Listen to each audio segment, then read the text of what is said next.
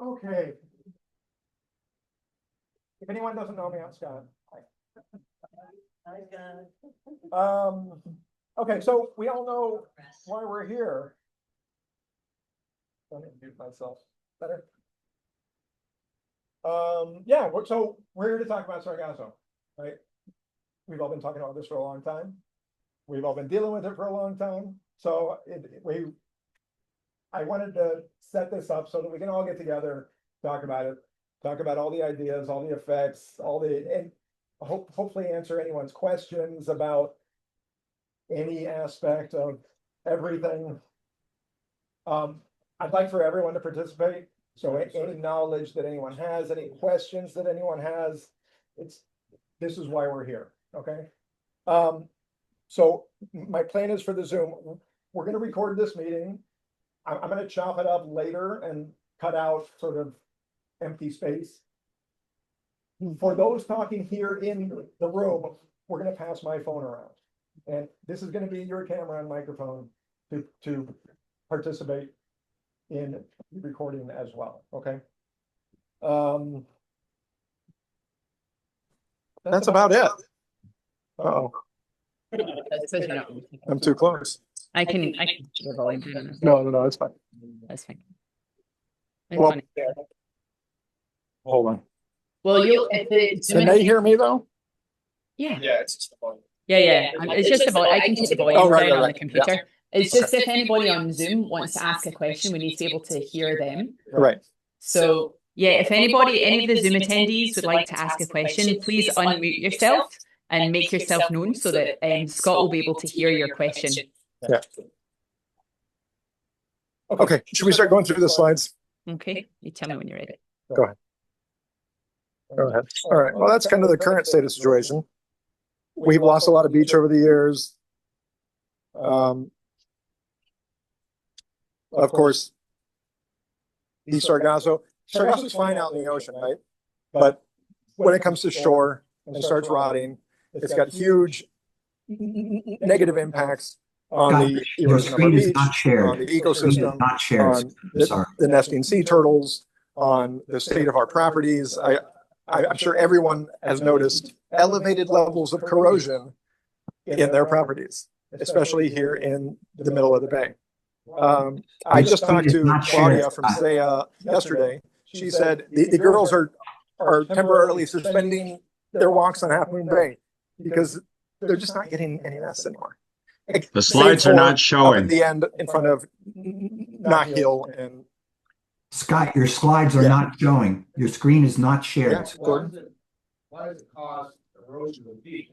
I mean, I know it covers the beach, so there's less beach exposed. But does it cause erosion of the beach? How's that work? So in the early years, we removed a bunch of Sargasso and like tried to stay on top of it, right? And a bunch of sand got taken. Because you accidentally remove sand. Partially, yes. So the Sargasso itself removes the sand too. Right. I'd like to see this picture. See in front of our palapas. Yeah. We haven't been cleaning. That's Right. just the waves and the Sargasso. Well, it's covering the sand. No, you can. No. We didn't have that drop off before. As it's rotting, it's taking it away as well. It's like a rake. Yes. Yeah. Correct. Yeah. And then there's with the waves, if there's a wall of seaweed, it's creating an undercut. Right. It's scooping it all out from under. Right. Yeah. So it's digging out all that sand underneath, Correct. leaving coral and rock. But so as far as beach cleanup goes, there is a matter of finding a delicate balance of how to remove it properly, right? And we can get into more of that later. What's the next slide? Where's it coming from? Impact on tourism. Yeah, like obviously The it's impacting slides are our not showing. ecosystem, Scott, nesting Not turtles, sharing any slides. the coral, Scott, the rot out in the water. There's a noticeable temperature difference in the water there. We cannot see the slides. Not to mention plants can't photosynthesize.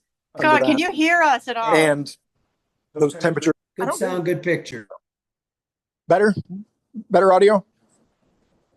Yeah, they're nodding. Okay, Yes. great. Awesome. I'll just walk around the room so that people can talk as well. Okay, where were we? Yeah, and obviously tourism. Yeah, like Akumal's dead right now, and especially the middle of the bay. Like everyone is being moved or canceling and going to other places, right? I've particularly noticed, because I also work in rentals and property management, that on the years when we're showing some initiative, showing some effort, taking some action, even if it's still bad out there, maybe not this bad, but still bad, people are more willing to stay. And for me, that's a really big point, and it affects 99% of us who rent, right? So yeah, yes, please. Yes, please. Here, take this. Yes. What we know for certain that in years where the smallest, most minimal effort has been made, the goodwill of the people visiting, they contact us, they communicate it to us, they're really clear. They're working so hard, we really appreciate it. In contrast to that, Scott and I know that we hear often from people who, we have repeat guests, loyal Akumal, people who come back and I think as a gesture of goodwill, intend to stay in the unit they've stayed in many years over. And they'll get here, and we hear this a lot, they're not even trying. And I mean, you know, that there's a lot of context that goes into that statement, Sure. but it is, I think it's just an important little piece of feedback that we hear from guests. And of course, rentals aren't the only thing that matter here, that we're here to talk about. Of course. But I just wanted to back you up on that. Thank you. Thank you. Yeah. This is Cynthia Reagan. She's the owner of Akumal Direct Reservations and localgringo.com. Yes. Sorry. Just let them know. Yeah. So that was Sydney Reagan from Akumal Direct and localgringo.com. And those two companies together handle about 40% of the properties here in Akumal. 40 to 50%. I can verify that later. So we have a lot of experience in, I mean, we all do, right? As owners, as property managers, we're all part of this, and we're all in this together. So, but that is one of the really big factors, because it keeps our town moving, right? We need people to come and rent, so that they spend money at the restaurants and they spend money at the shops and they tip your staff, and keeps our management companies going, and our maids and our gardeners and security, and it just keeps the whole machine working, right? So from an environmental standpoint, we don't want to have a lot, we're data, like on the decline of corals. There was a report done 3 years ago. Mm-hmm. There was a report done 3 years ago by Hector from SET actually shared the report with me. It was done by a team of marine biologists and scientists, and they were studying the biodiversity of Half Moon Bay in particular. And they found that Half Moon Bay is one of the most biodiverse bays on the whole coast. You know, the quantity of microcorals and small organisms that we have living in our bay is spectacular. They also noted a staggering amount of coral death, a staggering amount. So we can share that with everybody, that report, if you're interested to read it. But there is data out there specifically on our bay as to how the sargassum is affecting the life in our bay, you know, our aquatic neighbours. We also were starting to we just got some data on hydrogen sulfide and ammonia levels on the bay. The data is being collected from a building not right in the center, but a bit further up. So it's not going to show as intensely as if the data was in the center of the bay. But there are elevated levels of ammonia in the air and elevated levels of hydrogen sulfide gas in the air. We can smell it. Can you smell the eggs? Oh yeah, right. So like, you know, but ammonia isn't as easy to detect in this environment for some reason. But there are elevated levels of both gases. We just got that data this week. Okay. All right. Thank you. And from from a standpoint of turtle nesting numbers are moderate for this year. I feel like all the turtles I don't feel like, Claudio's told me that all the turtles are up at the north end because it's the only place where they've been able to get up on the beach. So we won't really know until the end of the season how all of this has affected them, but there's plenty of evidence from the past 10 years of negative effects of nests being overheated from Sargasso on the beach, and baby turtles coming out, getting trapped in it, and then of course either dying or drowning or getting picked off by wildlife. So, and those are issues in all turtle nesting beaches all over the Caribbean. Yeah. And I've probably covered most of this already. Yeah. You go out and walk the beaches, don't you? Awesome. Please share. So as far as the suspension of the walk, the morning walks are still going to happen. Okay. Yeah. A It's just couple of, temporary. yeah, a couple of afternoon walks, and we're cutting back on the days of the nights Right. because they're out longer at night than in the day. Is part of the reason because it's just harder to dredge through? One, it's hard to dredge through, but two, it's the smell. Right. Because of the smell, the chemicals at night, those people, the girls that are out for 3 to 6 hours at night. The turtle. Yeah. Turtle and BML. Yeah. Yes. Thank you. So, and we have had people, guests at Tanique, that found turtle hatchlings in the sargassum. Okay. About 11 of them trying to crawl out, Right. not being able to get out through the sargassum. And then we found the unmarked nest. Right. So yes, and we took those and we released them in Akumal Bay. Okay. Because there was no place to release them. So that's some of the things that are happening. Okay. So if we could, maybe if each condo property could cut a pathway, Right. Yeah. then that gives the turtles more opportunity to come in Absolutely. and the hatchlings to go out. Right. So that would be a big help. So Wonderful. Thank you so much. Well, an abnormal occurrence. Okay. Yeah. Gordon. This is very interesting one thing about the corals. I've been coming here for 15, 20 years, and now we've had a place at La Serena it's coming up on 3 years. And I go out in the water in the reef every day pretty much. And so I definitely see, I've only been doing it right here constantly for about 3 years now, last 2.5 years. But I've seen one thing I really saw this time, the first time ever, this is one really unusual, beautiful green coral that's big, and it's getting all brownish. And this is very different than it's been in 3 years. Right. And I don't know if that's related or if it just does it naturally, but it's really strange. Is it algae growth? No, No. it's just dying. something's happening to the coral. Okay. It's disturbing, but I haven't seen, in the short term, very significant changes way out in the major coral. Right. But I brought this up before, and I don't want to change the subject, but I really feel like a major problem with the coral is a lot of people that just step on it and knock it down, and I really think we need signs, and that really only affects the relatively close stuff. Yeah. But I've very commonly seen broken fans and broken. Yeah. Sure. So anyway. Absolutely. Thank you. No, absolutely. Huge factors there for sure. Skip this one. Yeah. So Sargasso's here to stay. Yeah. Season seems to be getting longer. Has anyone noticed that? Like these last few years, we're looking at 7 months, 8 months, maybe. I mean, this year it started to trickle in January and February, but by March it was really heavy. And it's supposed to keep going till August, September. Yeah. Rental income down. Here, skip that one. You want to talk about that? We just did. That's quite significant. Okay. Yeah. You want me to do it? Yes, please. Oh, all right. Okay, so I'm going to read this slide. I'm going to just so it's not this right here. So it's not like a Marike, could you read Hector's note on the chat? where is the note?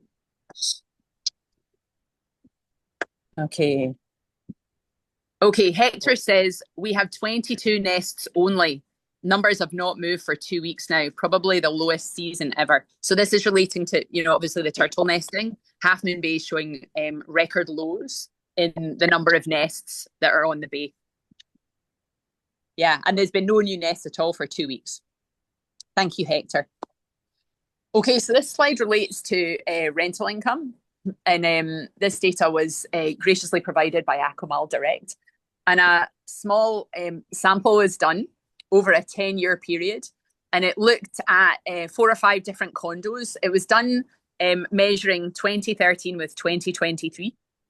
And in 2013, we looked at rental income from May to September in a sample of 5 condos in 5 different buildings on Half Moon Bay. And then we looked at the same data for 2023, so May to September. We also looked at October to April, which would be the high season or the non-Sargassum season. And what we found is that in that 10-year period, the high season rentals have increased. There's been a steady noticeable increase in rentals over those 10 years. In the low season, the rentals have dropped. In the Sargassum season, I should say, the rentals have dropped by 75%. 3/4 of the rentals are not coming. We compared this data with data from Cancun International Airport to see their traffic numbers and numbers visiting. They've had a steady increase over the last 10 years, an exponential increase, and that includes in the summer months. So what we're finding is that the tourists are still coming to the Riviera Maya from May to September. They're just not coming to Half Moon Bay. Go to the next one. Do you have any data on the tourism numbers to Yalku?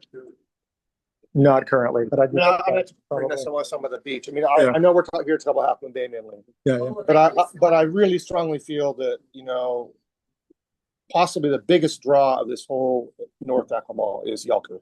Yeah. And I think that the sargassum impact on that is also a big deal and potentially much more permanent.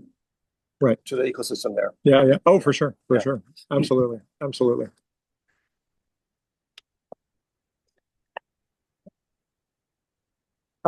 We don't have tourism numbers for that. No, not right now. I can talk to the people at Yalku Park and Aventuras Maya. Yeah, for sure. I invited them, and I'm going to follow up with them this week as well, for sure. I would imagine that their numbers for lagoon visitors would be less affected just because the lagoon doesn't look the same as this. Yeah. And what we've been focusing on our visitors. Yeah. How do you ask a question, by the way? Hold on just one sec. I can add a little North Akumal context to those statistics. And let me just preface by saying, I don't think that the rentals are, again, the center of everything. What we're talking about is the economic motor of not only this side of the community, but the 1,000 families that depend on it across the road. So the context I would add is that the variance that we see between properties in what is referred to as the high impact zone, so at the south end of the bay, versus the north end of the bay. Prior to 2018, we had seen a really healthy and established mid-season for the entire bay. Those levels at the very north end of the bay stay almost consistent, which means they rent and they produce income and they go along. They're steady and the demand exists. There isn't a place to place people in the middle of Half Moon Bay. So we think that is, we think properties, well, we know properties up at the north end can have occupancy rates of closer to 50, 60% in these very slow months of the second quarter, while properties at this end of the bay will be at zero. They mostly sit empty. Someone had a question online? No, just when you were talking about Yalku, how do you keep seaweed from, how do you prevent it from entering that area? That's a great question. Yeah, and I think that's something that we'll get into further on in these discussions as we start talking about tools and solutions. How do we prevent seaweed from going into Yalku Lagoon? What's your experience on living front owner? Yeah, so, well, we don't rent, so it doesn't affect our rentals. But, so we're right at the front of, so Vecinos, so Yahoo. This is the worst year ever. But one thing. Can you guys hear us? I'm sorry. One thing we've noticed is that the tide plays a great effect on the sargassum. So in front of our property, we would have some sargassum. But in the front, we would get some sargassum, but then if there's wave action and when the tides go out, it takes it out. But it's all rocky area. So the nice thing about rocky area.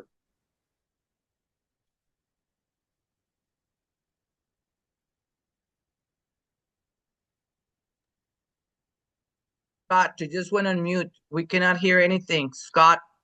How about now? How about now? Okay. Okay. Okay. Sorry. Thank you. Sorry. Thank you. So Yahoo Lagoon is affected, but I'm at the entrance. So Richard can talk about further back in.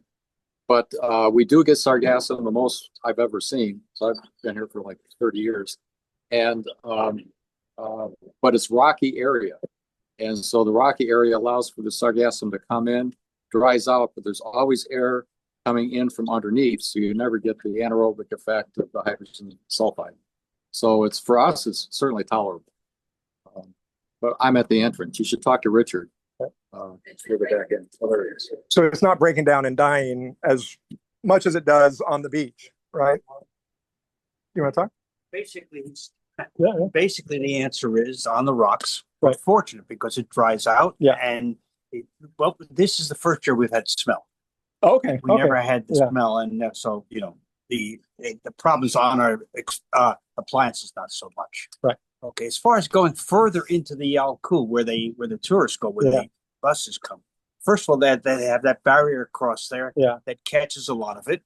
Just a small thing. Yeah. And they clean there all the time. They are cleaning. Yeah, so Okay. they take it out. So they don't have a problem with sargassum being in the actual tourist area. Right. Well, that's good. But in front of our house, yes. I mean, Yeah. we're on the Yalku. You look out, we can have as much sargassum in the water as you see here. Right. Right. They clear the surface water? Yeah. Yeah. Yeah. Yeah, but it's, if you go swim out there, I mean, the last couple of years has been terrible relative to how it used to be. Right. Hugely degraded. Right. In there. And this year just recently went, and the very inner part was excellent. Very good visibility, Right. no problem with sargassum. But once you're like halfway out, it's all over the ground. It sits and it's deep, and so that's going to rot, and that totally affects the ecosystem. No, for sure. And so I don't agree that it's not affecting it. I mean, it's maybe not affecting the coastline of it where people live, but it's certainly going to affect the ecosystem. For sure. Absolutely. Absolutely. So I don't know if they clean it from the bottom, but that's what. Right. Yeah, Dave. Although on the rocks where the sargassum tends to accumulate, it actually has a beneficial effect, because what happens is when the sargassum deteriorates, it becomes soil. And if you go out on the point in particular, it's covered with green. Right. In past years, it looked like you were walking on the surface of the moon because it was all rock. But now, mostly, I'd say 40 to 60% of the land there is covered with vegetation. So basically, all those dune plants are getting fresh compost and fresh fertilizer. Exactly. Right. I'd like to make a suggestion. Yeah. Is that we don't take any more questions until we go through this. Right. Let's just kind of keep your questions or comments until we get further on the thing. Okay. Yeah. Because we all agree that sargassum is a problem. Yeah, for sure. That's why we're here. Some people in the group that are newer to the community. Yeah. So that's why we just went through the background of it. Yeah, for sure. Yeah. And just so that everyone knows, we're not going to get through everything today.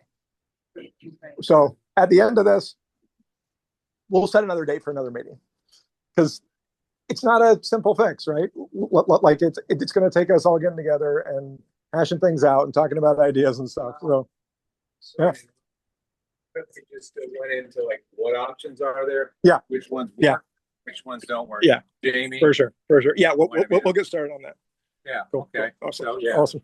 Yeah, but just to kind of move. Yeah. Definitely. Okay. just go to open discussion. Just click on. Yeah, just leave that one up. Okay. All right. So we're going to start on open discussion. Okay.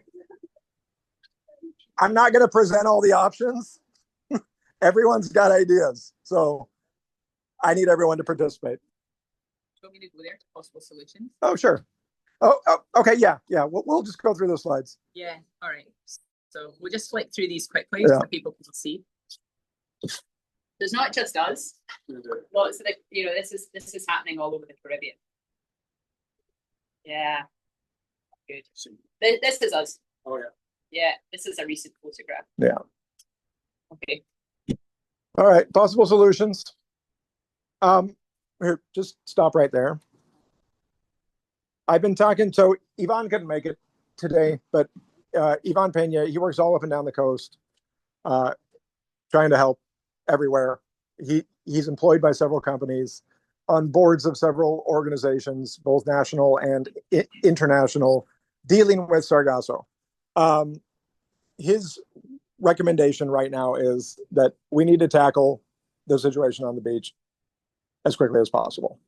I mean, obviously, it's not going to happen overnight or in a week or probably even in a month, but that there are steps that we can take to start removing what's out there. The risk in leaving it and continuing to leave it is it's going to damage next high season if it's still like this, because save a major hurricane, the ocean's not going to move it by itself. And over time, but it's going to take a long time.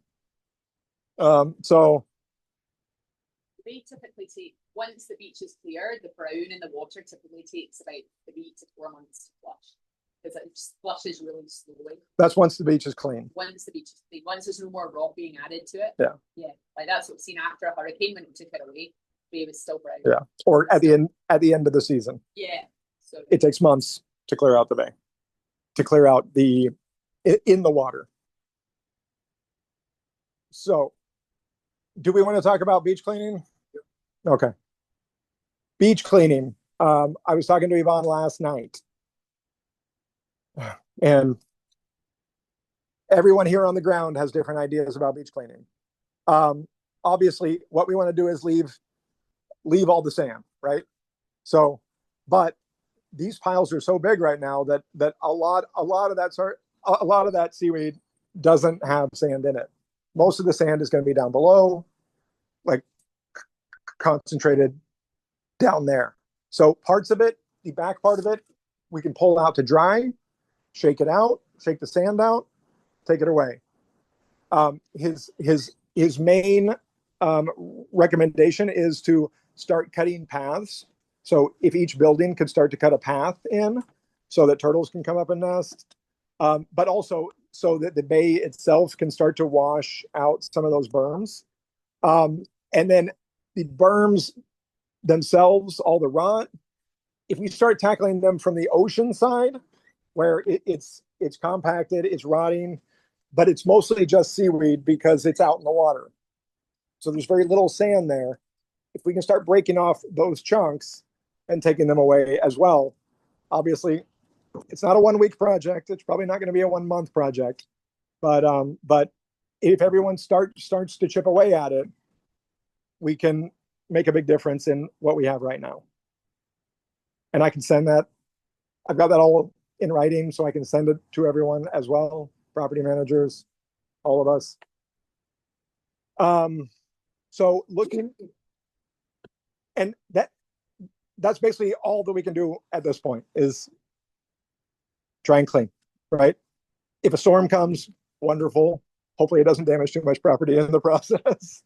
I know you said you didn't want questions now, but I'm really concerned about human health, yeah. EH&S, and for all these poor little Mayan kids that are taking it off. It's impacting their health. It's impacting their blood. It's impacting their lungs, and it makes me sick. No, absolutely. Because they are going to pay consequences, maybe not right now, but maybe 10 years from now. Right. And And it could be us if we're doing the work. we really have no idea how bad that could be in the future. Well, for sure. you need respirators, Right. Yeah. which is expensive. Right. Van suggested that he says they need to be wearing basically like a gas mask to be working there. The other issue is that the sargassum, when it decomposes, becomes really acidic and it's causing chemical burns to their skin. Yeah. Like there was a whole piece on it up in Playa del Carmen. Yeah. So they're getting really bad skin problems, like their fingernails and toenails are falling out Yeah. and stuff. So yeah, it's really, they need protective equipment to be handling the sargassum, and really they need. You froze up, Marike. Filtration device, because Some cost benefit between getting rid of the sargassum for tourists and our income, or not getting rid of it, but protecting everybody's health who isn't actually interacting with it directly. Yeah. If we're dealing with it, all those aspects are benefited.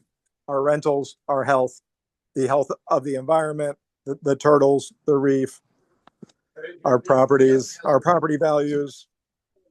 Our income, but a huge factor is income of Buena Vida, the income of all the restaurants, the income of all the businesses here. And so it seems that it's very much in their interest as well, to work on this. I mean, I'm going to jump something, I already told you this, but it seems like there must be a way to, like if you ask to go into Safeway or some big stores, they'll often have a thing when you use your credit card. Do you want to round up? Do you want to make a donation for this or that? And you can just do it. Right. And there's other venues I've seen that have that too, but there's ways to like electronically offer an option to donate when you're buying something at a restaurant or at stores. And I mean, I've looked a little bit at in Mexico how to do this. It's not my expertise, but I'm sure there's a way to do that. And or if it can't do it like that simply electronically, there could be just the way when the waitresses are coming around, they could say, "Look, we have the sargassum problem. Are you willing to make a donation?" It could be $100, it could be $5, but if everyone's doing that, and then it could be a pot. It just has to be managed so people aren't thinking it's just the money's not going anywhere. Right. And I think that's would really help. And I think that a lot of the businesses would be very interested in trying to make that happen too. And also, I mean, maybe about this possibility, but why don't they should add a 10% or something tax to the rentals, to go towards that fund. And I think a lot of people would have no problem paying that. Right. And then there just needs to be a program in place to maintain the beach better. Yeah. We're taking into account the health concerns, but you can do that. No, for sure. What? Well, someone has to organize that. It has to be. Yeah. It would be to a community fund to tackle all of that. If it's endangering the workers who are cleaning it up, is there any mechanical system that could be incorporated? Possibly. Getting some equipment on the beach, doing something that's not hurting the people that are actually cleaning the beach. Great Have we question. explored those possibilities? Yeah. I mean, I saw in Akumal that they were using a loader and trucks. Trucks obviously can't be on this beach, but there should be some type of mechanism that we could run down this beach. Yeah, for sure. Actually, just a couple comments. So I've been involved in sargassum remediation since 2011. Early on, we tried to get heavy equipment on the beach. The sand here in Half Moon Bay is totally different than the sand that's in Akumal Bay. I had one guy come in before some of the buildings were here. They said, "No problemo." They came in and we spent the rest of the day trying to get the damn thing out of the sand. So the sand is it's difficult to support heavy equipment. I'm not done. Hold on. Yeah, okay. So it's other equipment that we've yet to explore. But the other thing, the most important thing that I've experienced trying to organize things since 2011, we have no way of getting the community together to agree on something that, even though you might disagree with it, okay, we'll go for it because the community's for it. We have a community here that, from my mind right now, is totally dysfunctional, that we just cannot agree on what to do and follow through. So I think what we need to do is we need to create a group that people will recognize, do a study, this is what we're going to do, a little bit of discussion and get it done. But I've been involved with this for 14 years and frankly, I've had it. I mean, it's just nobody can get along and agree on anything to do with the Sargassum. But we do have, on our Half Moon Bay, we have things that are very distinctive that have worked on other days that will not work on Half Moon Bay because we have no sand. Okay. Thank you, Ron. Scott, can Hector and I both have our hands up? Can we make a comment? Please. Yes. Okay, I'm very brief. One of the health hazards that has not been mentioned and is very severe is the content of arsenic in the Sargasso. This is extremely well documented in a lot of academic papers. Hector might be able to comment on it, or Yvonne certainly has, and it's extremely elevated levels, and that is another hazard. We're talking about the gas, the hydrogen sulfide, the ammonia, et cetera, et cetera. But when we talk about using it as a fertilizer or compost, one of the reasons that's been ruled out is because of the intense arsenic content. That's it.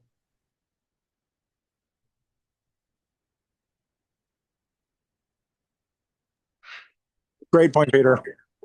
Hey, real quick, Yes. Jackie here. Could you let Ben in? He's not with me, but he'd like to come into. Okay. I think Hector is raising his hand. Hector is raising his hand. Scott. Sorry. Hector is raising his hand. Yeah. Hector, go ahead. Here, turn your volume down, bud. Hi, can you all hear me? Yes, sort of. Oh, excellent. Yes. Well, because we are under a very urgent situation, emergency situation, we need to act as soon as possible, and it implies that we need to take into consideration any possibilities of acting. I mean, in the sense of cleaning the beach and diminishing the concentration of gases. And I know that this may sound like for the debate, but you may consider to apply the elixir that Henning is using, at least I think in his area.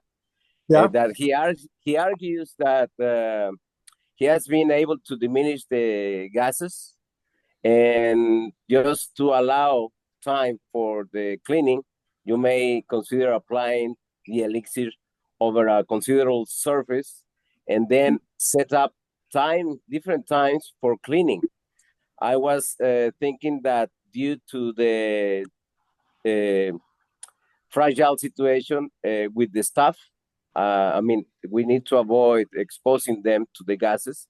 We can apply the elixir first thing in the morning, about 7 probably, and then start cleaning the old Sargassum about 5-ish, and then till 7 probably. So we do not expose people to the heat and the gases. That would be like a urgent action that we can consider. Thank you, Hector. That's fantastic. And also in the midterm, there is a company. In fact, this guy has been contacting me for quite a while. He has a machine that reduces in about 80% the amount of organic matter. So that means sargassum, food waste, etc. In about 80%, and it makes it into compost. So it is another option. In an integral way, we need to put this into the map, into the formula. Thank you. Sorry about the sound, everyone who's in the room. I didn't bring a speaker, so that was Hector, who's the director. Yeah. So he's talking about addressing the situation currently. He said it could be really beneficial to use the microorganism that a lot of us spray on it as we're removing, to help with the obviously smell, but also a lot of the chemicals in the air, like sort of on a day-to-day basis. So if we spray early morning or remove a bunch early morning and then spray on what's left to help reduce the health impact on all of those people working and staying on Half Moon Bay. That seems to make sense. Yes. Okay. Yeah. Yeah. Your point about the health issues is really important, but I think it's a lot of those health issues. I work in environmental stuff where we have to go through all this health stuff or remediation, and most of them are cumulative. So if you have people that are doing this every day, that's a problem. Yeah. But so you'd have to, like, if you make some kind of program for it, someone would have to monitor it. You can't do this every day. Right. The locals, every 3 days or once a week, and you can even monitor their health if you want.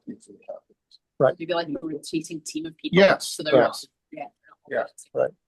Hydrogen sulfide, too much of it, you kill you. Yeah. It's not cumulative. Yeah. I'm just standing to stretch. Yeah, I spoke to Ivan on Wednesday, and he told me. Can you introduce yourself? Yes, my name is Pablo Aguilera. I'm an ocean engineer, and I've done naval architecture studies. But I talked to Ivan on Wednesday, and he's working in Solomon Mountain Bay, and they have 25 people cleaning the beach there. He says 10 of those people have gotten sick. And sores. In Solomon Mountain Bay. Yeah. He didn't describe exactly what the conditions were. Right. Thank you. Yeah, so for this year, what we need is for everyone to start chipping away at it so that we can kind of get through this huge wall that we've all created together. Some buildings have been working diligently. Thank you, Playa Blanca, Nicteja, La Jolla, Villa Fortuna. They've really been working kind of nonstop throughout multiple years now. But of course, if just a few buildings are cleaning, it's endless. I mean, it's endless anyway, but it's still something that we need to address and we need to tackle. So for this year,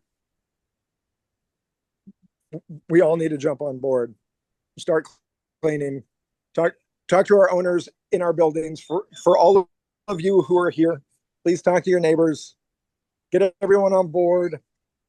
Okay, do we want to open up for? Okay. Go ahead and do that. Do you want to jump onto the Zoom link? Whatever you like to Te lo do. mando. Are you connected? I wonder if you can share his screen.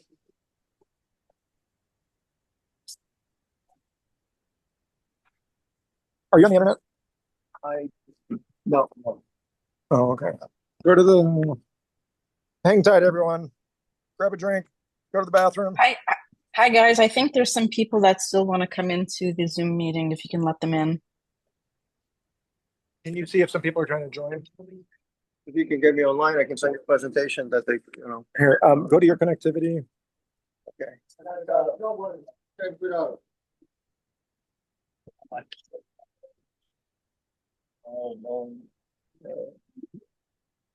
one made me come get this worked out.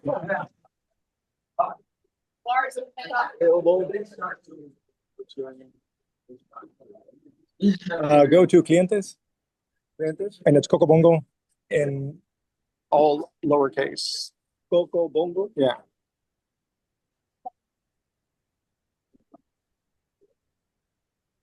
You have WhatsApp on your computer? Do you have WhatsApp on your computer? Yes, but really never use WhatsApp on the computer. Let's see what happens. Ask Pablo to email it to you and open it on the Wi-Fi active computer. Okay. I think that's going to be easier. Can you email it to me? Well, after we email you the presentation? Yeah. Email it to Scott. As soon as I get online. Are you giving him a hotspot? Yeah. Did Shauna get on? Yeah. Okay. If not, I'll have to just Or just talk. usually talk. Yeah. Sorry. Okay. Sorry. I'll work on all these technical issues. We just talk? Yeah. Okay. Yeah. No, there's some people where you it's all pretty actually are public level. It's hard to look at any. All right, hang on just a sec.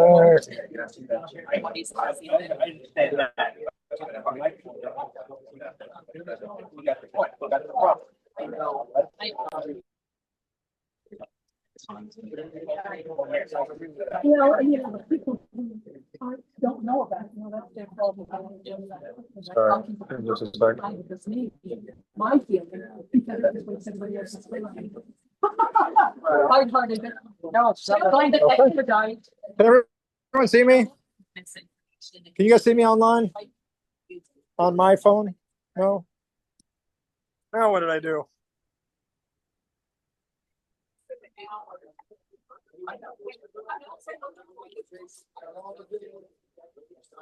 Oh, there we go. There we go.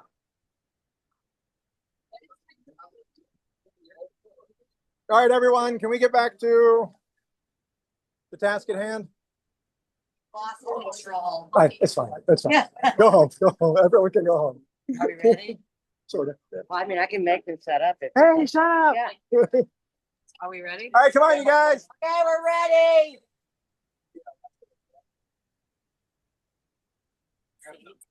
Yeah.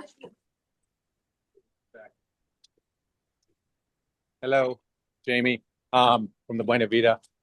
So anyway, there's a couple things. Obviously, we have a bunch of Sargasso out here, and we've tried a lot of different things. It's really limited on what you can do, and I realize it's bad for a lot of things. I don't know what options there are, but we've tried a couple. The barrier, which didn't work, dragging away, which is not working. So that's like those two are out unless there's some other way to do that. And one thing that you can do is if there's any standing water in on your property, like if it comes over, if the little barrier's there and it comes over, I've been watching it for a year, for too long. All right. So if there's any water that comes over there, you got to get that water out of there, because that's where a lot of the smell comes from. It will sit in there and rot, especially on sunny days. And on days like the days we've been having where it's really flat out, it doesn't do us any good. We need to have waves, which, obviously we can't create. So as soon as you get see any of that water in there, you got to dig a little trail out. Like it can be as wide as a rake, but you got to get it out there so the water can come in, get that water and come out. And then that water will start working its way back and forth to open up little paths. Sometimes it works in the middle of the bay. I don't know how well it will work. We've been using it on times when there's less. When there's more, sometimes it comes in and stays in. But in general, that's one thing you can do. But when you dig the paths, you got to dig them low enough to where you get into the harder stuff. And then eventually with the wave action, that'll start taking it away. And it works pretty well when it works, not all the time. The other thing is, the main thing that I see is standing water. The standing water is what smells. So we bought a little $100 gas pump, and we have tubing that I'll offer to people if they want to use it. If you have like too far of a distance to go, like if you got to dig through a big mound like that to get through it, you can pump the water, which we've done, and basically get a paint bucket with and drill holes in it. Take that, stick it down in there. You get your pump, $100, and like I said, there's the tubing that goes into it needs to be like high pressure line. The tubing that leaves doesn't need to be. Sorry, I'm getting into this a little more than I was planning. So anyway, but I had to buy a bunch of this high pressure stuff. So if anyone wants some of that, it's like maybe a little bit of line, maybe 2 meters or so. Stick that in there, stick it in the bucket, let the water come in, and fire up the pump, the $100 pump that I mentioned. Yeah, you get them here, buy them here. No, I'm just joking. So then so then, thanks for laughing. So then it just pumps it out into the ocean. So it's getting rid of that stuff that rots. And that's really the most you can do right now, unless there's other options on things, which I'm sure, maybe someone should AI it. I mean, we're a big group here. Maybe we can see who can win. Maybe we can do like a sand castle building with Sargasso. But the bad thing is no one wants to get into it and it's poison. So yeah. Can I say Good. one Thank thing? you. The spray we've been using that we got from Henning really does help. If you stay on it, we're spraying at La Bahia in the morning and the afternoon. And it really cuts down on the smell. Agreed. 100%. Agreed. 100%. I use it 3 times a day. So yeah. So yeah. Thanks everyone. Great. Thank you. Thank you. Guys, I think Hector is having a question that if you can collaborate more, Jamie. Oh, Hector, go ahead.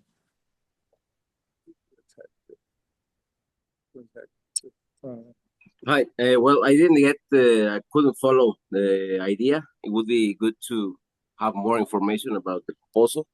And also I wanted to comment, well, first, because it came into my mind, the exercise we did back in 2015, when it was the first time that we had an overwhelming amount of sargassum in the whole 4 bays.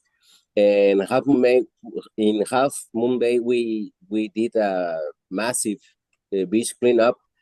I remember by then in our zone, number 3, which is in the midsection of the bay, it was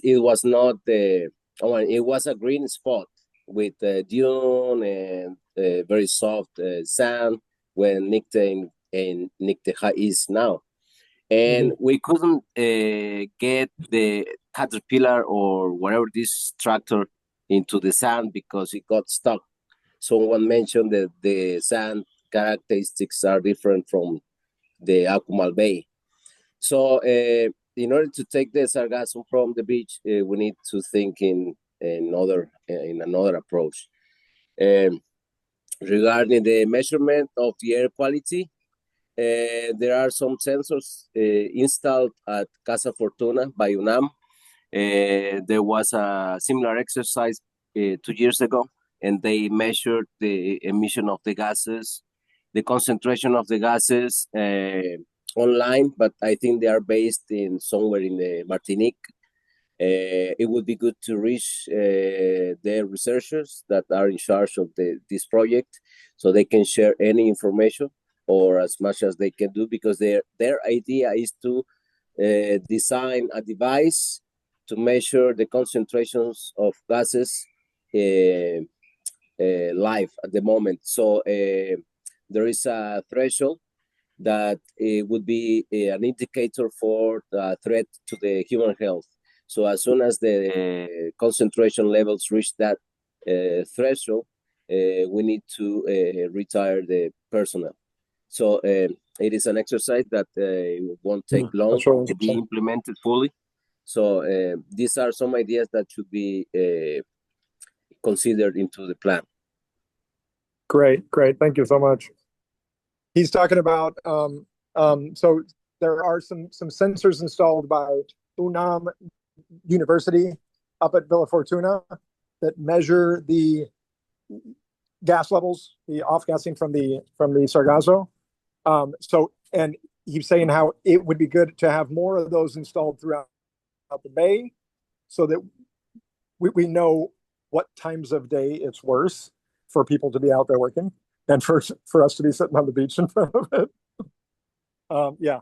So there's a research group in Martinique that are studying this, and what they're looking at, the Mexican government are looking at monitoring the levels for health and safety and saying once it reaches a certain level, then we need to take the staff off the beach, right, for their health. He also mentioned just in the beginning of his conversation there, back in 2015, we had a massive cleanup project happen here in the bay. There was 100 people were digging that sargassum. I was there. I was one of them. And he said what we learned from that. And at the time, the Nicte and Nicte buildings had not been built. So we had beach access, and we took a bobcat, to try and help with the removal of the sargassum. And because Half Moon Bay is quite a squishy beach, and also the angle of it, like the bobcat was struggling and was getting stuck. So he said, heavy machinery, which is being used on other beaches, is not an option for Half Moon Bay. We need to look at a different option for recovering the sargassum from the beach when we remove it. Is that right? Yeah. Yeah. Yeah. Yeah. Yeah. Yeah. Okay, everyone, I'm gonna pass the floor over to Pablo Aguilera. I just met him the other day. He's a good friend of Yvonne's. He owns over at Tao at Tulum Country Club. So he's part of our Akumal community. And well, I'll let him tell you all a bit about himself. Thank you very much. Thank you. Hello, everybody. Yeah, my name is Paulo Aguilera. I was born in Cuba. Went to the States when I was 10 years old, and I lived in Miami Beach for 10 years. While I was in Miami Beach, I started doing boat maintenance when I was 18 years old in a local marina. When I was in my 20s, I became a boat captain. I paid my way through college, so I became a boat captain. I had 5 different yachts under my helm, and the last one being a 54-foot custom-built sport fisherman. I was hired by the Navy in Washington, D.C., went to work for Naval Air Systems Command. They had tremendous reliability problems with the F-14, so I got involved in logistics. When I was in Washington, I was contacted by the U.S. Army Corps of Engineers. They offered me a job as a project manager for the largest beach erosion control project in the world, which was the Miami Beach project. Miami Beach was basically beachless. And I managed not only Dade County, Miami Beach, but also Broward County, Palm Beach County, St. Lucie County, Puerto Rico, and the Virgin Islands. So I know about beach erosion. I'm very well aware of beach erosion. This is what the new beach looked like. The project, the initial cost was $66 million. I was managing that project. While I worked for the Corps, I also wrote 2 reports. I went to Congress authorizing the project for Sunny Isles Beach, which is right in front of where I live, and also, Hold it back because you're on the camera as well. Oh, okay. Yeah, thank you. Okay. And I also for Fort Pierce, south of the inlet, they had tremendous erosion, so I wrote a report that was authorized by Congress for that. After that, I really didn't like government work per se. I'm a creative person, and you're bound by too many rules and regulations. So I became a partner with a friend of mine, and we opened up a company in Fort Lauderdale building high performance marine engines and racing engines and marinizing diesel engines. I had issues with him, so I started my own company. Which was called PS Systems. PS Systems stands for Power Steering Systems. I remanufacture hydraulic steering parts for cars and trucks, being pumps, gearboxes, rack and pinions, things of that nature. When I started the project or my business, there were no test machines. So people would remanufacture the part and give it to the customer, and the customer would find out if it worked or not. That was not acceptable to me, especially after working for the Navy. So I started designing and building test machines, and I sold test machines all over the world. And not only would I design and build, I would actually build them. I would cut the material, weld the material, machine the material, assemble it. I like to use this and this as well. So I did that, and I sold the machines to companies like TRW, Delphi Saginaw, Vecinos, which are the suppliers of Ford and General Motors. I retired 6 years ago, sold my company, and I said to myself, because I had been involved in nature protective projects, I'm going to dedicate the rest of my life to protecting nature. 2 days later, I participated in the largest underwater cleanup in the world in Deerfield Beach. We had 633 scuba divers in the water at the same time. We established a Guinness World Record. It was not an easy entry into the water because you're there with a wetsuit, your tank, and you're waiting in line because they're counting people as they get into the water. So it was quite challenging just getting into the water that day. I came here 1 week later, and the first thing they said to me is, Pablo, we found 16 little turtles dead on the beach. I immediately contacted CEA. I met with Ivan, and we discussed many different things from beach erosion to coral deterioration and restoration. And then we finally got to turtles. And he says, well, what can we do? Well, what we need to do is to keep the Sargasso from getting on the beach. That's the real solution to the problem. It's too late once it gets on the beach. So I set about designing a vessel that would not only extract sargasso, but also floating plastics. Because my second nature protected project was also done here. If you all seen a movie called The Plastic Ocean? Okay, everybody needs to see that movie. I have a lady friend in Puerto Ventura. She's a diver, and she contacted me. Have you seen this movie? I said, no. Well, please watch it and contact, and we'll talk. When I talked to her, she said, after, discussing things, what can we do? And I said, I'll get in contact with the Plastic Oceans Foundation. I'll pay for a screening of the movie, and I'll screen it at my wellness center in Tao. But I just didn't want to show a movie. I wanted to come up with a plan of action. So I came up with a 5-part marine plastic pollution abatement plan. And part 5 of the marine plastic pollution abatement plan was implement a system that will extract floating plastics at that time. But now I've also modified it so it can, extract sargasso. And so I set about designing the vessel. I submitted a patent to the U.S. Patent Office. My patent was approved. I have 20 claims in my patent, and all claims were approved. My patent attorney said, this is not, I've never seen this before. Typically, if there's other things out there, they'll approve part of your patent, but not the entire thing. So basically what I've come up with is a breakthrough design. Yeah. Yeah. And what I did after that, submitting the patent, I went to a workboat show in New Orleans. I had no idea there were workboat shows, but I did go to a workboat show, and I met with some fabricators there. And from one booth, I went around at a column, and there was a sign on the wall there, Morelli and Melbourne. Morelli and Melbourne are probably the highest rated naval architects for high performance sailboats in the world. And one of the naval architects was there, Pete Melbourne. I had met Pete 22 years earlier because I used to race, modify Corsair trimarans. I don't know if you've ever heard of that. They're trimarans that fold and open. Well, I had 2 in the cover of Multi-Hull magazine, and my last one was so highly modified.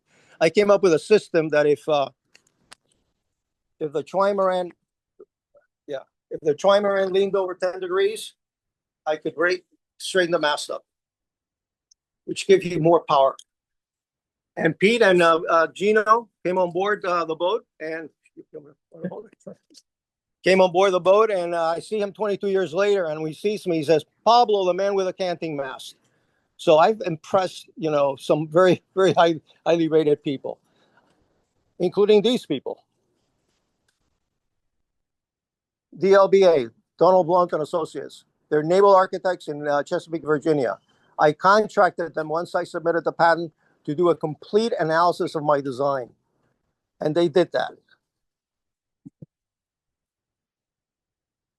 This is the founder of the company. Director. Become friends. They do all kinds of work. They're owned by Gibbs & Cox, another naval architecture firm in New York. Huge naval architecture firm in New York. This is the kind of work they do. This is Gibbs & Cox.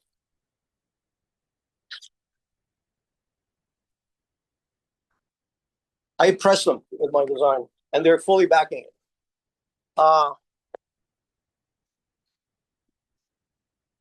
Needless to say, the analysis done by DLBA. Okay, the analysis done by DLBA estimates that the boat will do 21 knots with twin 90 horsepower outboards, and almost 24 knots with twin 115s. This is a 42-foot vessel. It's a catamaran, and it has wave-piercing bows. And the wave-piercing bows are flared, funneled in. So the extraction of the conveyor is 8 feet wide, but you have another 2 feet on either side that will congregate the sargasso. So you have an effective extraction width of 12 feet. Another main thing was, but my thing is efficiency, daily and yearly efficiency. For yearly efficiency, the boat can operate in waves. All the other skimmers out there cannot go out there if there are waves. Mine is designed to operate in waves. I'll personally bring it from Florida to Mexico just to prove that. But it can operate in waves. And like I said, from a speed standpoint, The transit speed is very quickly, but also the extraction speed. Because what I did is I did something that's never been done before. Typically, all these skimmers have the conveyor mounted on the bow, and the bow is the worst place to put weight on any boat. If you have any kind of head seas, it becomes a submarine. So I designed mine so the conveyor is in the center. It goes down into the water to extract and up when you're not extracting and you're transiting. So you shift the weight from the bow to the stern, and you have more flotation in the bow. So there's another boat left and stuff. No, what I do is my goal is efficiency. This boat will not stop working while it's out there.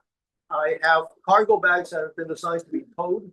They're placed in the water with a buoy, and I have come up with a system for that you can install in local pangas very quickly, so it can be changed from one panga to the other. And these are used to tow the bags back to shore quickly as well.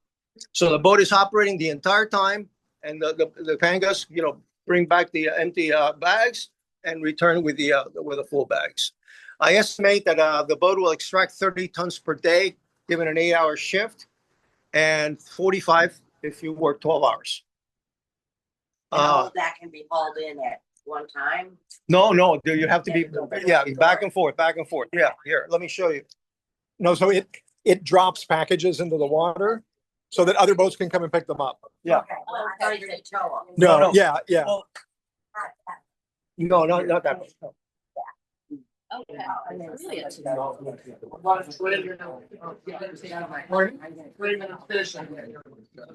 Okay, my goal is to protect marine life. That's why I got involved in this. So the way I've designed it,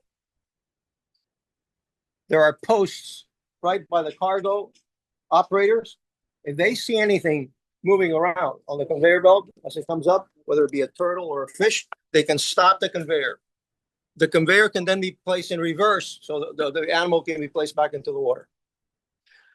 For the helmsman, they had put the original design. They had a small steering wheel. I said, no, I want a sailing boat steering wheel, large diameter wheels. So the helmsman doesn't stand behind the screen. He can go to the side, and he has a totally unobstructed view of what's being picked up. How So- far from shore? You can work, if you want to work 10, 20, 30 miles offshore, you can do that. How close to the shore? How close to the shore? You can, if there are no waves, I would say you can operate in about 4 to 5 feet of water. 4 or 5 feet water. Yeah. Could it come inside the bay? Yeah. Yeah. Yeah. If you have 4 feet and you don't want the conveyor hitting a coral. Right. So you got to be careful. Right. But if it's sandy bottom, you can operate in 4 feet, no problem. Has it been approved by any regulatory agencies in the US? Pardon me? Has it been approved by any regulatory? No, not really, but it's been approved by Dr. Brian Lapointe. Dr. Brian Lapointe is considered the worldwide expert on Sargasso. He's been studying it for 40 years. He is on television constantly. And he's been here before. Yes, he's been here before. He actually flew with me, stayed in my place, and we gave a presentation on Ibero Star, Playa Paraíso. But can you check Hector's questions? Hector, do you want to ask some questions? Sorry. Hi, just an observation that this may not be fully deployed in the bay because the shallow waters and coral formations. So because it implies that taking the sargasso from this boat to smaller boats, so that will create a risk for the coral formations. Yeah, correct. Or if this were a tool to be used, the disposal could not be in Half Moon Bay. It would have to be in Akumal Bay or another bay like the Marina in Puerto Rico. Off the bay. Yes, that's right. Yeah. Thank you. Okay. It's boat been manufactured? No, it hasn't been manufactured, and there's a reason for it. Okay. Well, that's my question. It's not built yet. No, it hasn't been built yet. It's just a concept of how you would like it to work and. Right, but it's coming from the naval architects. It's not coming from me. And I was going to say, let me show you. That's all right. Yeah. That's your idea. It hasn't been built. I mean, the one of the fabricators, shipbuilders that I talked to was St. John's Shipyard. they build the barges for the islands over in Miami, for Fisher Island, huge ferries. And I thought that Fisher Island has all the money in the world. They could definitely afford to buy one of these, no problem. But they passed a law in the United States. It's actually a NOAA rule in 2014, declaring Sargasso to be a critical habitat for loggerhead turtles, and it cannot be touched if it's floating. I met with Dr. Brian Lapointe. That he has a house in Big Pine Key, and one in Diabacos, and one in Fort Pierce, and one up in Maine. But anyways, he is in contact with the White House right now. They're trying to get an exception to this rule, a modification to this rule. So at least a couple of vessels can be deployed, and then they're going to monitor what's being picked up.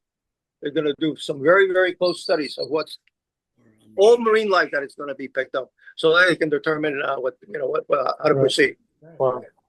Pablo, can I ask, in your experience with Sargasso over the last several years, how do you see our bay out here? I've been coming here since 2012. I bought pre-construction in Tao, and I took possession in 2014. So I've been coming here for 11 years now. I've never seen it so bad. I was totally shocked when I went to the beach club the other day. Typically, when I start walking towards the beach, I see blue water in the horizon. It was not blue. It was all brown. And the amount of accumulation is insane. And it's all up and down the coast, obviously. All up and down the coast. Right. I was totally shocked. Yeah. Right. And the problem is, as you're well, it's going to affect the economy. Right. It's going to destroy the beaches, and it's going to destroy all marine life. Right. Right. The way to do it properly is to get it while it's floating. So, are you looking for like investors? Yeah, I've been looking for investors. I've been to Iberostar, my presentations at Iberostar, Mayacoba, and several of the other hotel chains, and they're very interested. Oh, well, we'll consider it, but they haven't done anything. And the thing is, for the hotel owners, I came up with an option that you can take the vessel and turn it into a.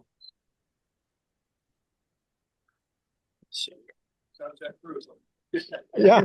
No. Yes. Yes. That's working. You can turn it into. Yeah.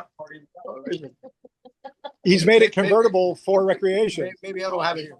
But anyways, I have an option that you can quickly turn the vessel from a Sargasso extraction vessel into a recreational vessel. So if there's Sargasso, you've got money coming in. Questions? So this vehicle would operate somewhere just outside where the barrier was because of the depth, and would have to operate back and forth across the bay 24/7, 6 months of the year to clean up the Sargasso. What kind of estimate would that even be? Well, let's put it this way: you don't let it accumulate like it's accumulated. If you're extracting on a daily basis, there's going to be very little Sargasso reaching the beach. Okay, well, I agree with you there. I'm just saying, what would be the cost to operate a vehicle like that, basically 6 months of the year, 24/7? I can come up with some numbers for you. I don't have them with me because I wasn't planning to be here today. Yeah. But I do have some operating costs that I can pass on to you. We'll compile all of that information and send it out to everyone as part of this project. And just so you're aware, I mean, I want whoever purchases one of these vessels will have the minimum amount of problems and have maximum durability. The conveyor is not galvanized steel. The conveyor is the frame and belt are stainless steel. The generator is not a gas generator, even though I have 2 outboard engines powering the boat. The generator is a diesel generator, but it's not a diesel generator. It's a low RPM diesel generator, which will last longer. Everything that can be done to improve the efficiency and to maximize the durability and the least amount of problems has been done in this design. Amazing. Joseph, yeah. Still not clear to me. This boat picks up the Sargasso and bundles it. Yeah. but then other boats Yeah. have to go and retrieve it. Yeah. So So, it's not just this boat so we're that it paying can keep for. operating. Right, but then we'd have to pay for other boats to go get it. Is that- Potentially. Yeah. Okay. Yeah, Right. for sure. Yeah, I'm just Yeah. making sure. Yeah. Because it adds to the Yeah. cost. Yeah. And then pay to pick it up off the ship. Yeah. Right. And then pick it up. for- I do have a question or an observation. So we get all the. Hold on just a sec. Just one moment. Just one moment. I'm now talking, as a matter of fact, I had a conversation was it on Friday? No, on Thursday, with the asesor de la secretaria de Ecología y Medio Ambiente en el estado. Y él le encantó lo que he preparado. Totalmente le encantó lo que he preparado. Y entonces ellos están trabajando ahora. Almost Oh, everyone yeah, speaks okay. English. Oh, okay. Anyways, I had a meeting with the advisor to the Secretary of Ecology and the Environment for the state. Yeah. And they apparently there's going to be a major investment coming in from Holland for the Sargasso situation, but they're going to be using large ships. And what I told them is, large ships are not going to keep the beaches clean. I mean, they'll reduce the amount that gets close to the beach, but you still need to get something like what's out there coming right now. And that's what this boat will do. But this boat can also be used offshore if you want to. If you want to work 10 miles offshore, no problem. Right. So you showed the example of the restoration of the beach in Florida. You can go on Google Earth and see historical photos, not very far back, they're this big. Yeah. And there was like a maximum in 2010. There was a big decrease between 2016 and 2019. So the sand has varied, over in short term, really. Yeah. But what I wanted to know, do you know if there's ever been nourishment? They call it nourishment when you add sand. Not yet. Not yet. No. Okay. No. It's hard to get permits for that. Yeah, I would think so. But there are some companies out of the Netherlands who are interested in working here on the coast, who specialize in reclaimed land, right? Because that's what they do in the Netherlands. Right. So as they start working here, I have high hopes that they can help us to rebuild the. Those are all long-term. Yeah, absolutely. Because I mean, we're losing so much beach now that waves are lapping up on the wall at Serena and on the walls at Playa Caribe and stuff. So yeah, but we do need a long-term plan as well, right? Sure. Pablo, thank you so much. Sure. Concerning what's happening with beach erosion, when I worked for the Corps of Engineers back in the 1980s, they estimated that sea level would rise 6 inches for 100 years. That was in the 1980s. When I got involved in this project, my first nature protective project was going to be a round the world sailing rally. And the purpose of the rally was to increase awareness to the global effects of climate change. And I became the logistics engineer or logistics manager for the rally as a volunteer. And I met with professors at the University of Miami Rosenthal School of Marine and Atmospheric Science, including Dr. Brian Lapointe, who got a Nobel Peace Prize for his intergovernmental paper on climate change. The new estimate for sea level rise is 2 to 6 feet by 2100. Wow. One of the professors goes to Greenland every year to study the ice caps here, and he says there's a huge one that goes into the water, and it's being held in place by a small ridge. Says if that ridge collapses and it slides in, it's so huge, there'll be an immediate 1 foot sea level rise throughout the world. Wow. So we have bigger issues. Well, hold on just a sec. Helmy's got a question.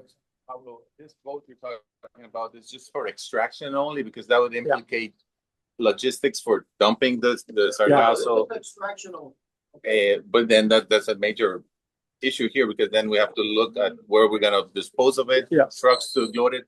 Can this be adapted where this boat can just pick it up and leave it further north?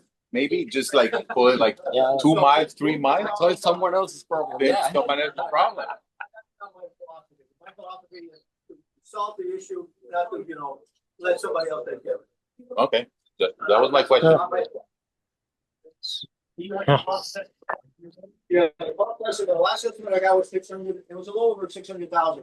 But like I say, all the batch materials are being used. And once the production is established, then the boat prices will come down.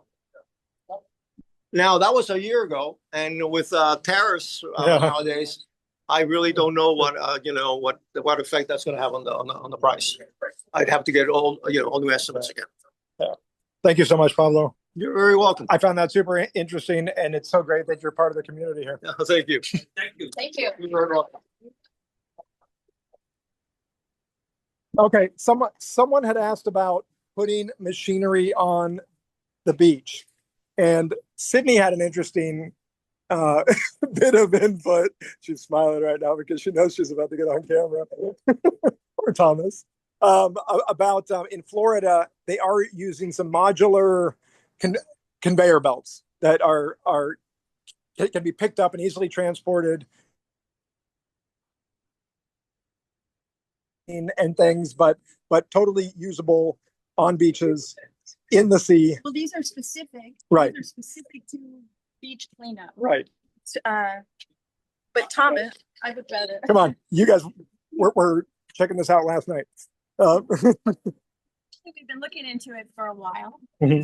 We've been looking into it for a while. As part of a 6-point plan to manage the beach, we had looked into equipment options that might be available. Oh, sure. I have to go up here. Really? Oh, okay. Right. Okay, sorry. We're going to migrate. Okay, so we're here to talk about everything, right? So in advance, we had, beginning last year, we had started to look at equipment and machinery that might be available to use on the beach and what they do in other areas. And what we know is that in other areas, Florida, South Carolina, Georgia, other places where they have these problems, they have modular equipment specific to ocean cleanup. One of the things that we looked at was a conveyor belt that is about this big. It comes in 10 or 12-foot sections. I think it's $40,000 more or less for 100 to 120 feet. You pull it in on a trailer, you wheel it out. It can snake in whatever direction you need it to go. And you can mount Sargasso on there. It's a belt, so the Sargasso travels here. The debris in the sand fall here like a potato harvester, and it goes out this way. So I know that that's only one part of it. That comes also, you can purchase track machinery on tracks to travel over specific to beaches, which can move heavy things. So what they use those for is there's a tarp where Sargasso is collected. The robots on the tracks grab it, they carry it to the belt. The belt takes the bag and carries it to however it's being disposed of. So again, we're back to the transportation and how are you going to handle it afterwards? I think on that part, it seems like the burden for that won't always be on us. I think because there seem to be a lot of efforts being made all along the coast on how to manage Sargasso once it's collected. Right now it's on us, but that's something being worked on bigger. But those pieces of equipment really aren't comparably expensive. They're widely used and easily available. Yes. Is there just a recycling center for the area, just like we have in our town in Colorado, where this town dump or town? So there are dumps. Yeah. Most of our recycling is picked up by companies out of like Cancun who come and pick it up, and we pay them to come and pick it up and take it away. But there's no municipality recycling center. Not really. No. With Sargassum, you can't just dump it anywhere because the leachate's going to the Akumal Park because we're on a limestone park system. Yeah. Yes. So I right there. Like what we were saying over here, that it makes soil and stuff grow in a lot of places. Yeah. We've talked to people who know about when they take it out in the jungle and dump it, which seems bad, but depending on where that is, I've heard that people who have monitored that say that there's lots of new growth and it's not a problem necessarily. I mean, it has to be chosen the right place, but one obvious place to me is this horrible swath they made with the train. there's a lot of land that you could dump a lot of sargassum there, would grow lots of plants, and it's a perfect place. That's a great idea. That's a great idea. Love that. Yeah. Disposal is a huge issue all up and down the coast. All of the government sites are basically full. And so people are dumping on the sides of roads and in other people's backyards and all kinds of stuff. So what's the now solution to get this off? To get this off, all of our buildings need to start tackling the day-to-day cleanup. Is it possible to rent, like Cindy was saying, to rent one of these? That equipment isn't even available in Mexico. Yeah, we would have to import like conveyor belt systems and things. Currently, it is like pitchforks by hand. Right. So there might be an option if we can gain access through one of the empty lots at the north end of the bay to trial a small quad bike and trailer to come down the water's edge and work the beach. Right? Like obviously right now, like if that were to happen today, it would have to work immediately right in front of that property and start to work on that berm and start to chip away at it. Yep. And in my mind, at least, I could be wrong, but driving something like that down the beach, obviously there's turtle nests to contend with, although not a lot in the middle of the bay right now. And so that could be a thing, but we'd have to purchase a quad bike and a trailer and gain access through our very limited empty lots on Half Moon Bay, that are all privately owned, right? So currently, what we really need to do is start chipping away at what's there. If each building can cut a path through, like guys, our room is starting to thin out here, so we'll probably start to wrap this up for today. But yeah, for now, Eos, do you want to talk? Okay. No, I'm just talking to him because he's been working diligently on this, as have Playa Blanca. I mean, you guys have worked basically a truck a day for 6 days a week. We can't keep doing it without everybody else. No, absolutely. Yeah. Yep. Craig sent me a message. Craig? Yeah. Right. It does. Right. Yeah. So Playa Blanca trucked away in June, 25 to 27 truckloads. That's basically 6 days a week. One truckload 6 days a week at $100 a pop or more. Bravo. So, but it wouldn't be as bad If everybody pulled their weight. if we were all doing it together. Yeah. So I think the focus needs to be for everyone to start tackling it together. We have a community beach cleanup, or a community cleanup day for Akumal Norte on August 2nd. Ingrid's organizing this. The director of Semarnat is coming, and I'm going to try and get the director of Sofimat to come as well. There will be some press here and stuff, so that could be a good opportunity to get these guys in front of the camera. And they're all overwhelmed. I mean, Sofimat's overwhelmed all up and down the coast. It's been a horrible year all around, but it would be good to try to get them to commit to a crew once a month. I mean, obviously more often would be great, but yeah, once every couple of weeks, once a week. But I mean, if we could get them to come periodically, that would be great. Hector, comment? I just wanted to notice that we must concern on Mexican laws and regulations, yes, of course. And sargassum is considered as a fishery resource.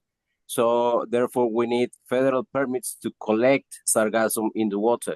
And as far as I know, recently, I've been in the meetings that Pablo mentioned, where all the European Union and the Pays-Bas or Holland country and Dutch companies with the Semarnat and state government met in order to expose a strategy. And there is an initiative in Cancun called The Seas We Love. And this is promoted by a group of hotel owners in Cancun, and they have made a very good progress in this plan.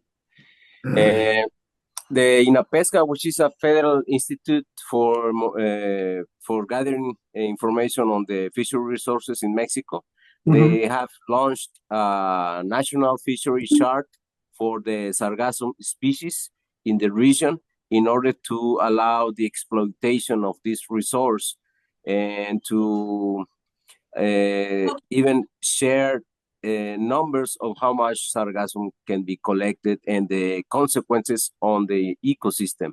So in contrary to what Pablo said regarding the urgency of modifying the American laws, here in Mexico, we need to be very careful because we know that sargassum also represents a niche nursery area for or nursery ecosystem for different species. In fact, it is considered a connector for different species that come from the different parts of the world. So we need federal permits for collecting in the water and also on the beach. This is very important because we need to know who we need to ask for such permits. That's great information. That's huge to take into consideration in considering any plan. Definitely. Thank you so much. All right, you guys, I think we're going to wrap this up for today. I'll give these guys a summary of what Hector just said. I'd like to set another date for next Saturday. Saturday morning, same time, same place. I'll work on my technical side of things this week. And so I think since we didn't get through all the viable solutions that are currently being used, it's going to be a continuation of meeting one for next week. All right. Hey, thank you all for being here. I really appreciate it. I know we can do this together. I'm going to send a letter out to all the condo presidents and start that conversation. Thank you all. Any comments before we log off? Everyone's muted. Thank you. Thanks, you guys.